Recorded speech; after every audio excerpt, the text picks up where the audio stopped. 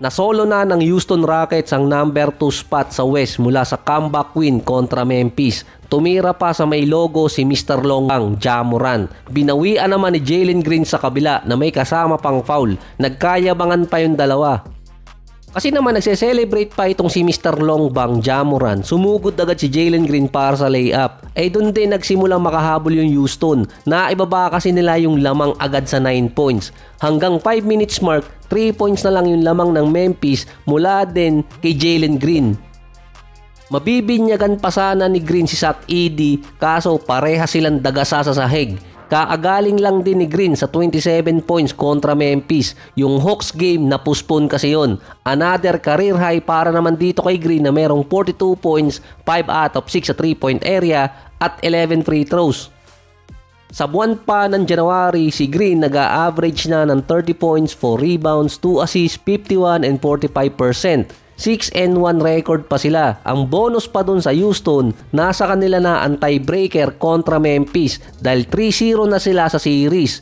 Nasa 6 game ahead din ng Houston kontra number 7 position.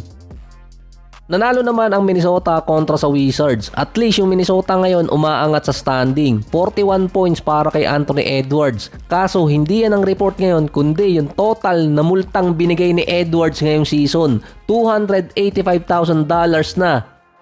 Dahil napagmulta ulit siya ng $50,000 dahil sa insidenteng nangyari dati. Mas malaki pa yung multang na ibigay ni Edwards kumpara sa mga naglalaro sa J-League.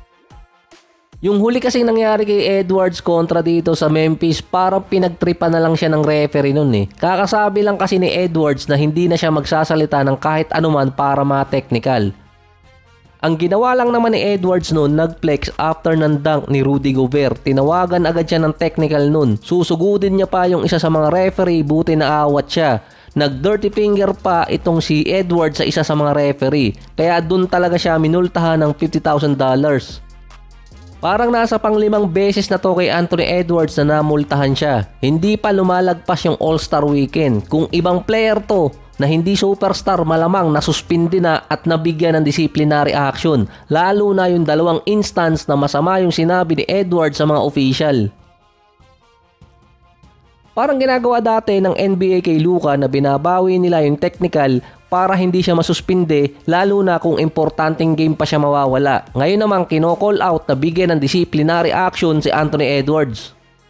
Angat naman ang Clippers sa number 6 dahil sa panalo nila sa Miami Heat. 21 points at 20 rebounds para kay Zubac. Si Kawhi medyo limitado pa ang minuto, nasa 6 points at 5 rebounds sa ngayon. Si Harden meron 26 points at 11 assists. May kasama pa yung 6 3-point shot. Si Norman Powell nasa 29 points. Magiging 1 game behind sila kontra naman dito sa Dallas, tapos makakalaban ng Mavericks yung Denver Nuggets ulit.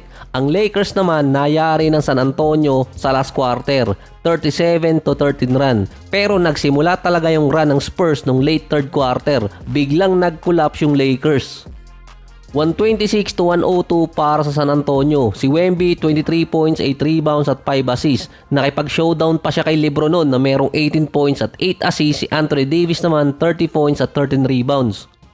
Bumaba sa number 7 yung Lakers pero dahil late sila ng 2 games, wala pang issue yun sa ngayon. Nakadepende sa 2 games na i-reschedule kung ano yung magiging resulta.